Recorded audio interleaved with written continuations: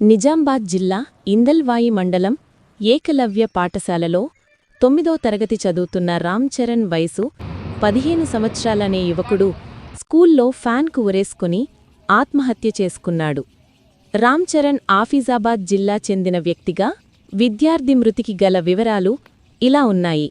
విద్యార్థి వద్ద phone దొరకడంతో principal వద్దకు స్కూల్ టీం లీడర్ ప్రిన్సిపాల్కు సమాచారమివ్వగా ప్రిన్సిపల్ విద్యార్థికి అపోలోజే లెటర్ రాయించి తీసుకున్నాడు. తర్వాత అబ్బాయి హాస్టల్ రూంకు వెళ్లగా బాత్రూంలో తాడు సహాయంతో విండో డోర్కు హ్యాంగింగ్ చేసుకుని సూసైడ్ చేసుకున్నాడు.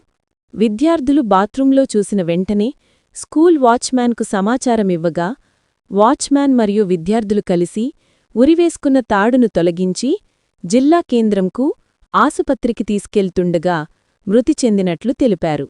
ఏకలవ్య గురుకులం రెసిడెన్షియల్ హైస్కూల్ వద్ద గట్టి బందోబస్తు చేసి పోలీసులు నిఘా ఏర్పాటు చేశారు. ఇందల్వాయ్ ఎస్ఐ జిల్లా కేంద్రంకు చేరుకుని కారణాలను అడిగి తెలుసుకుని కేసు నమోదు చేశారు. ఏకలవ్య గురుకులం పాఠశాల యాజమాన్యం నిర్లక్ష్యం వల్ల తమ కొడుకు ఉరివేసుకుని ప్రాణాలు తీసుకున్నాడని, దీనిపై విచారణ చెయ్యాల్చాలని కుటుంబ సభ్యులు కోరుతున్నారు.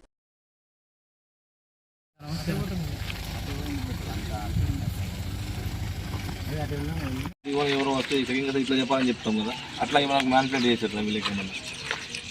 ఎట్లా చేస్తారు వీళ్ళు? అంటే మా తరపు ఊహాగానాలు సార్. ఇవి వాస్తవాలు ఉండొచ్చు, ఉండకపోవచ్చు, కానీ వాస్తవం అయితే అది ఏం జరిగింది అనేది వీళ్ళు పిల్లల్ని మా పిల్లల్ని మేము పిల్లలకి పోయగలం సార్. ఇక్కడ ఏం జరుగుతుందో మాకు తెలియదు సార్. జరగదు, అది చాలా చిన్న విషయం సార్. హాస్టల్లో పిల్లలు మేము లీడర్ ఉన్నప్పుడు పొద్దున్నలో వార్డెన్గా ఉన్నప్పుడు అదే బాబు ఇది చెప్పద్దు ఇట్లా అని చెప్పంటాం, మనకు వచ్చిన సిటీ కొని ఎవరో వస్తే సెకండ్ కదా ఇట్లా చెప్పాలని చెప్తాం కదా, అట్లా మనకు మ్యాన్పులేట్ చేశారు వీళ్ళకి. ఎట్లా చేస్తారు వీళ్ళు? అంటే మా తరపు ఊహాగానాలు సార్. ఇవి వాస్తవాలు ఉండొచ్చు, ఉండకపోవచ్చు, కానీ వాస్తవం అయితే అది.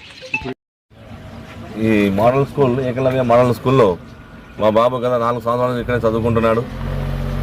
మరి ఈ 4 సంవత్సరాలు లేని విధంగా ఈ రెండు నెలల నుంచి మా బాబుకు అనేకమైన తీవ్ర ఒత్తిడిలు, అనేక రకంగా మానసిక ఇబ్బందులు పెడుతూ ఈ టీచర్ యాజమాన్యం, ఈ స్కూల్ కరెస్పాండెంట్ వీళ్ళు మా బాబుకు కావాలని పట్టుబట్టి తన మీద కక్ష కట్టి తన ఇలా చావుకు గురి చేసిర్రు. ఆ బాబుకు కారణం ఏంటంటే మా బాబు ఎవరికి ఏ హాని చేసే వ్యక్తి కాదు. మరి మా బాబుకు మళ్ళీ ఎలా చనిపోవడం అంటే అది చాలా కోణాల్లో దర్యాప్తు చేయాల్సి ఉంది. మా బాబుకు మాత్రం అది న్యాయం జరగాలని మేమైతే గట్టిగా డిమాండ్ చేస్తున్నాము. ఎట్లా జరిగింది, ఎలా చనిపోవడం అనేది మాకు లేదు క్లారిటీ. కూడా వీళ్ళు ఇచ్చిన మాకు సమాచారం మేరకు ఒకళ్ళేమో బిల్డింగ్ మీద పడ్డాడు అని చెప్పి ఒకళ్ళు చెప్పారు, ఇంకోళ్ళేమో బాత్రూంలో జారి పడ్డాడు అని చెప్పారు, ఇంకోళ్ళేమో హ్యాంగింగ్ అని చెప్పారు. మరి ఆ హ్యాంగింగ్ చేసుకున్న స్థలం చూస్తే తన కాలు కూడా కిందికి ఆనుతున్నాయి. మరి ఎట్లా చనిపోతాడు సార్? దీనిలో 34 రకాలుగా మాకు డౌట్లు ఉన్నాయి. ఈ చావుకు మాత్రం ఇక్కడ ఈ ఏకలవ్య స్కూల్ కరెస్పాండెంట్ ఆ టీచర్లే కానీ మీరు లేరు సార్. ఆయన చావుకు మాత్రం ఖచ్చితంగా మాకు సమాధానం ఇచ్చే తీరాలి వీళ్ళు. అంతవరకు పోస్ట్ మార్టం లేదు, ఏం లేదు. మా చావుకు మాత్రం కావాలి, ఆ బాబు చావుకు మాత్రం కారణం ఖచ్చితంగా తెలవాలి సార్ మాకు.